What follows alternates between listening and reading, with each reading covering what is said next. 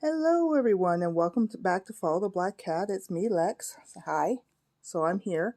I am doing this video kind of in celebration of 100 subscribers now on my YouTube channel, and I felt it was time to kind of go around into a little bit more of the psychic stuff that I'm able to do.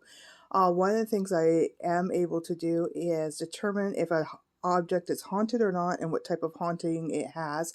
And I'm using the word haunting loosely here because it's not all the same thing. There's so many subcategories that I just really can't really get into it all. But this was one of my latest acquisitions. I have several haunted objects around my house, so I'm never alone. And it doesn't matter where I move to, I'm still never alone. And even if I'm traveling somewhere, I'm never alone. So I'm kind of used to this sort of dynamic. A lot of psychics can be used to this. And even those of you who think, oh, I don't have a psychic bone in my body, or oh, that's just a bunch of garbage or whatnot, psychic ability could also be known as your gut instinct type of idea. And everybody, I think, has it to some extent. I don't believe anybody is truly blocked off or blind to it or whatnot. It's your little voice in your head. It's your gut instinct. It's a lot of different things, but we can always discuss that. You are free at the bottom of this video. I've put in a bunch of information. You can go ahead, ask me questions and stuff like that. I'm not detailing everything I speak in this video because that's just not going to happen. I do want to send out a shout out to the other channel I work on, which is known as Druid Jess Spiritual Connections. She has a lot of stuff on her channel that I help her produce and work with. And it's about paganism, psychic abilities, stuff like that. There's a whole slew of stuff over there you can go take a look at and see and learn more in short and in depth and stuff like that. So that's my little shout out to her because I do actually work with her on a regular basis. She is not with me at the moment. We have a hard time getting together here and there because of different lifestyles type of idea. But when we do get together, you get to see kind of the result over there. Her husband helps her out with a lot of the things, and he's our skeptic of the group type of idea, always looking for that actual explanation and this sort of stuff. But right now we're going to talk about this little haunted girl object. What she is herself just made out of clay. It looks like she was molded. There's no specific stamp on her. Of course, the only real markings is she's got this weird little blue mark back here, which was done probably in her manufacture. There's nothing on the bottom of her making her anything whoop-de-wow or special. There's a little bit of red that was added to her at some point. And of course, she has her little puppy there and her flowers and this sort of thing.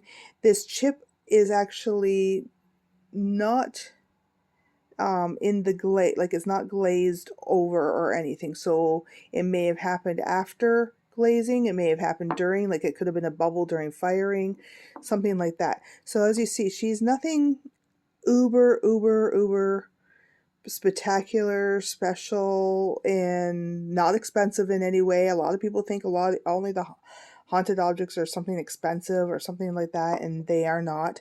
I found her at an antiques mall. I will say I paid $4 for her.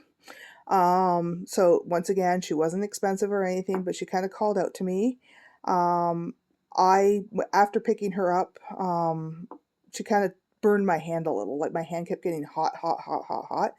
And that is because the type of haunted she is what we refer to as a fetter. A fetter is something somebody loves so much in life, and this includes everybody, that they don't really let go of it in death. They make it so that they can go see it again, and really it doesn't let go unless it gets broken.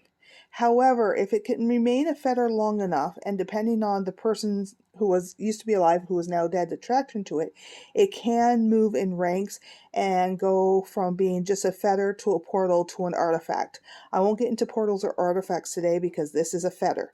This is an object that whoever used to have her really loved. Now, what I've been able to find out from the spirit, it's a young woman, or presents herself as a young woman. And that's the other thing about fetters. Fetters will present and call to those souls who really love them again, but at a time they made them the fetter. So if you were 2 years old, you got that dollhouse that you really, really loved from your grandfather, and you played with it every day. It was your favorite thing. You hung on to it. You hung on to it for your kids, stuff like that. Those are the things that make fetters. Fetters are pretty much in everybody's life. You have them around your home. Like when you're looking at something, oh, it makes me feel like grandma. Well, that's because grandma kind of imprinted on it. And I guess that's a great way of explaining a fetter. It's an imprint of the person. It can call them back. They can come check on things. And it sometimes gives them the ability to wander into another's home, like in this case, where somebody's given the object up, but they're still coming to visit the object type of idea. They're still wondering, is that still there? I love that thing. I want to see it again type of idea. It's kind of like dealing with a little kid in some ways because they love that object so much, or it was so much a part of them. It was so ingrained to be a part of them that they just are not going to ever let it go. And that's the important thing to know about these fetters and stuff, is that until they break, and I do mean broken, until they are absolute garbage and there's nothing recognizable left about them, they will call in those spirits.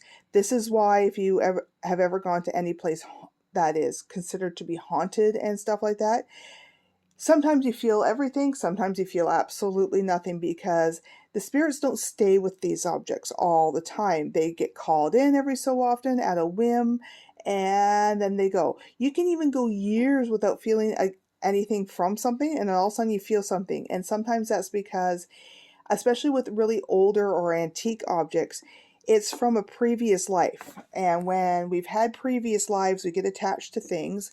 Then if we get reincarnated and reborn, that attachment isn't necessarily there, but sometimes it can be strong enough, even in this life, you will seek out that item and you will find that item, and that item will find you, because the pull is so strong. That's on that item's way to becoming an artifact. Once again, I might get into that a little bit. I don't know yet. But anyhow, but with a fetter, it is very simple to create a fetter. It's done without you realizing it. It's done just out of love. And as I said, it's just one of those very simple things that just happens. So if you have a collection in your home of anything that you really love, doesn't matter if it's Hot Wheels cars, or if it's a high-end plate set, or if it's, something from the one time you went to Mexico, and it's something that you truly 100% love, you're going to turn this thing into a fetter. And it's not intentional or anything else, but it helps keep you a connection, especially when you know if it's going to be passed along to a family member. When a family member gets these fetters, it actually works really well for them, because when they get these little fetters, they can actually go ahead, pick it up, look at it, and remember you. And that kind of it is part of the calling. It calls that soul back to you. It calls them in. You're talking about them.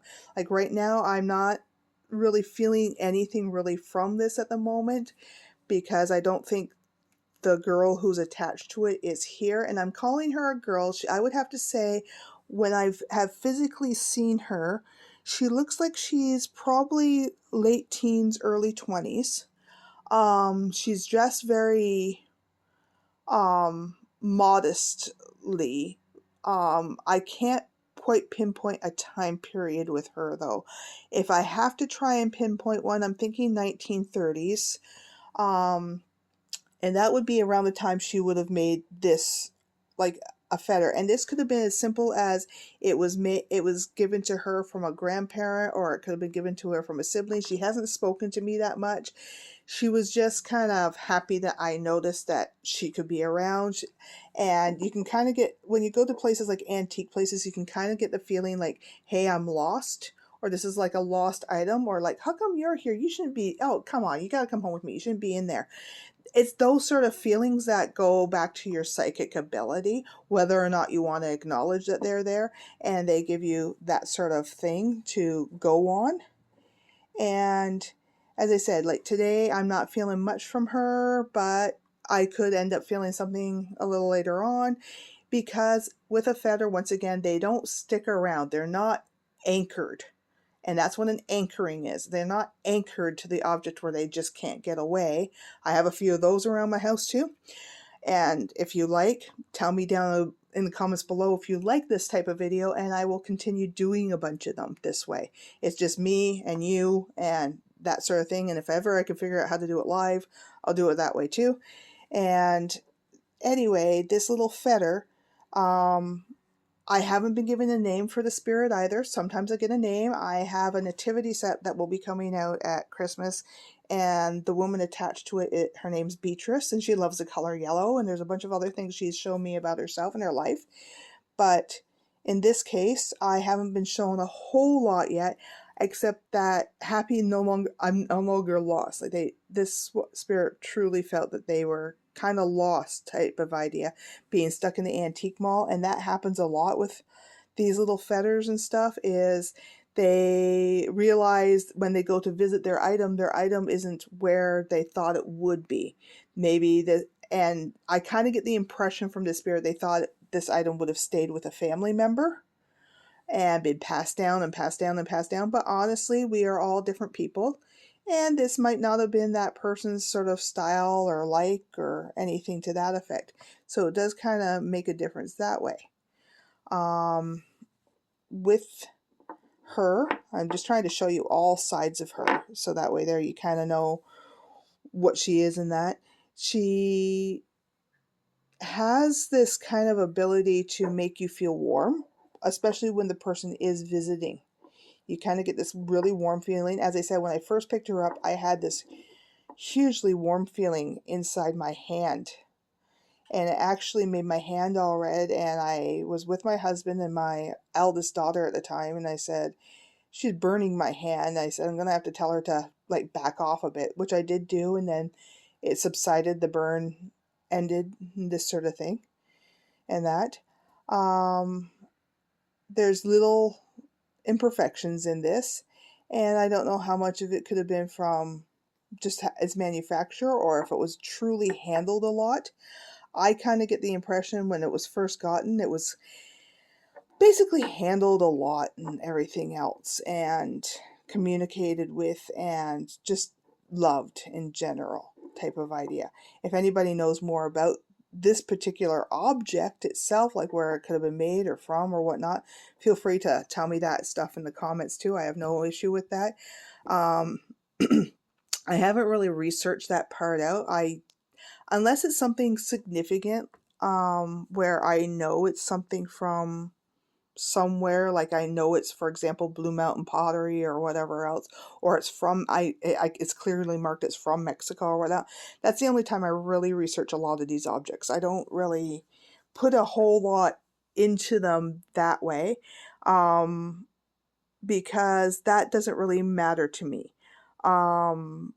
As I said, this spirit who comes through hasn't really communicated much, but it is possible maybe she doesn't speak English.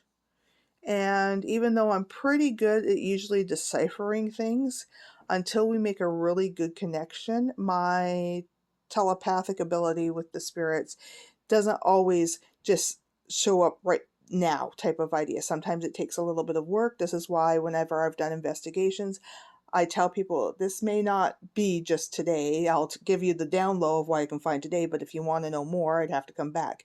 And once again, this spirit means absolutely no harm. I know we see a lot of shows on TV, and of course there's the horror movies and all that spirits mean harm or whatever else, and in most cases they don't mean any harm at all. I've got a couple around here too that also would do stuff like that, but once again, everybody's different. Every spirit's different. This spirit was a spirit of somebody who was once human, and from what I can understand, probably in general a good person. We all have our moments, so I won't say we don't. We all have our moments, but she was generally a good person. She was a happy person. She was a loving, caring person who's attached to this. This fetter would do well in the home of some of loving people and family, and then that spirit would probably come in fairly frequently. And like I'm kind of getting an impression that she might even be here right now, because I'm talking about her specifically being such a loving and caring sort of person. She did care for others. I kind of, when I see her, I know she had family and everything else. Once again, she didn't die young. She was young when she created this fetter. So don't get thinking, oh, the poor young girl died. No, no, no, no, no. She was young when she made this fetter. That's how fetters work. They work based on somewhat of the age of the person, and sometimes not even their true age, the age that they felt when they got it too. Like, so if she felt she was in her 16 to 20 years of age, which I think she was, is different from being that 16 to 20 years of age type of idea. Because sometimes that strong inkling and feeling, we've all had that, something you touch again or something you see again makes you feel like you're 5 years old again and stuff like that. And fetters work very much the same way.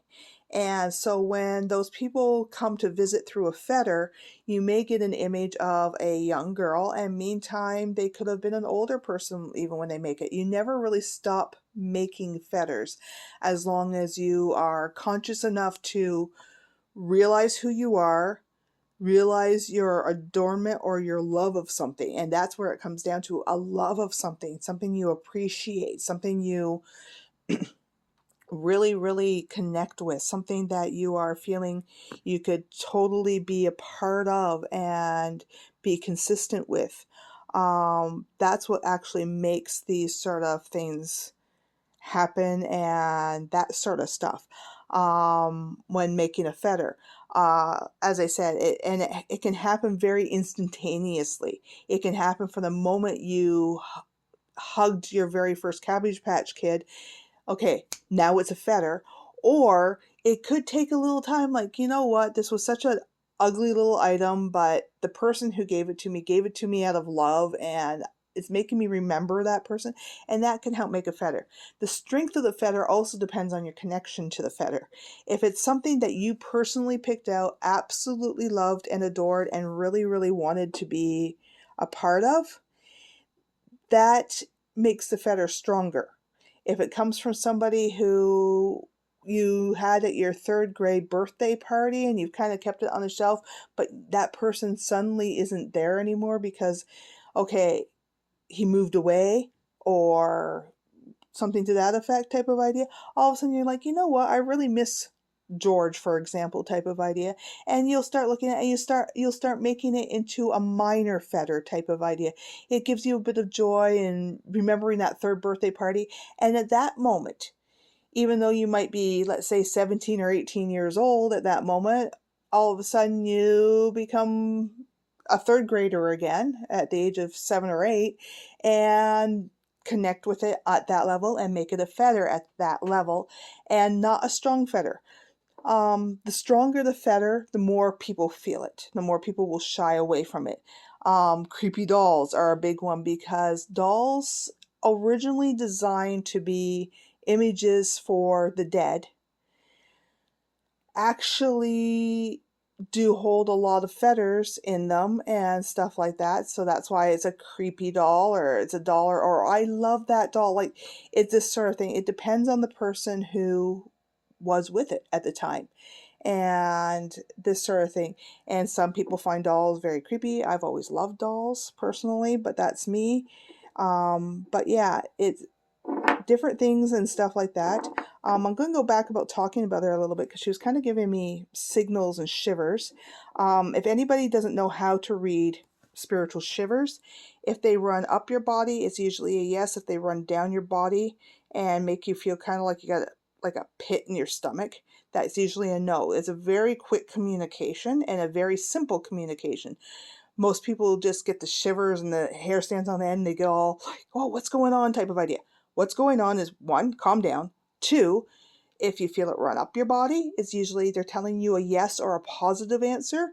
If you're feeling it run down your body, you get kind of that pit in your stomach type of idea, it's usually a no. The yeses are usually the ones that give you the hair on end, the positive. The no's are the ones that make you feel drowsy, lethargic, oh my god, I feel sick and nausea and this sort of thing. And it's not done on purpose by most spirits. Most spirits, it's just their easiest way of communication. So once again, she connected when she was young. I will say that in this particular case, she did connect to this piece while she was young, because once again, I've been able to communicate a bit with her. She was about 16 to 20 years of age. I don't have an exact age. I see her as having her hair down to about her shoulders, and it's kind of an auburn color, um, which is, you know, very, and bit of a wave to it type of idea. It was cut very nicely type of idea. She was a mom at some point. She, of course, was a daughter. She had siblings and parents, and she was a mother. She was married. Um, I kind of get the impression that the marriage was okay. It wasn't a great marriage, but it wasn't a bad marriage either, which is good. So that's why she comes through as still being fairly happy. But I think at the time she got this, I kind of get the impression it's something that was given to her in a first love type of idea. It was like a first love gift that was given to her. She was given that first love type of idea. Here's a little something, you know, the little trinket sort of stuff. I kind of, every time she shows it to me, it looks like it was in with, like, wrapped in with flowers or something like that. Like it was very much a first love gift. I don't think it came from who became her husband. I think it came from a suitor previous to her husband. Um, and this sort of thing, but it's something she always kind of loved because it was that happy memory, that hold on, that very first love, that very first excitement, and that sort of thing. I'm getting a very kind of mild yes type of idea. I don't think she reciprocated the love back. I think it was one of those like, oh, um, okay, thank you, but you know you're a friend type of idea is the impression I'm getting type of idea. Um, it was unexpected sort of idea, like, and this sort of idea at the time this was given to her, but she did hang on to it. She did love it. I think they still communicated for a while after, but I think the way she's talking to me, they lost communication later on, which very typical, and this sort of stuff. So that's the information I've got. I'm kind of feeling a little run down now because between trying to talk to her and there's other things, spiritual things in the house and stuff that I live in, it kind of does wear me down a little bit. If you have any questions, thoughts, comments, as long as you don't make them rude, go ahead, put them up type of idea. If you don't believe in any of this or whatever, that's okay. You don't have to. Or if you want to put a little bit of a skeptical thought, go ahead. I don't mind. I like to think of those parameters because sometimes I think in those parameters myself. But definitely go ahead and comment. Take a look at the other channel I work at, which is Druid Jess Spiritual Connections. I'll leave a link here in the bottom so that you can go over to that YouTube channel as well. And we will talk to you later. And once again, any comments and stuff you want to make, go right ahead. I hope you have a great day. Please don't keep me a secret, and I'll talk to you later. Bye.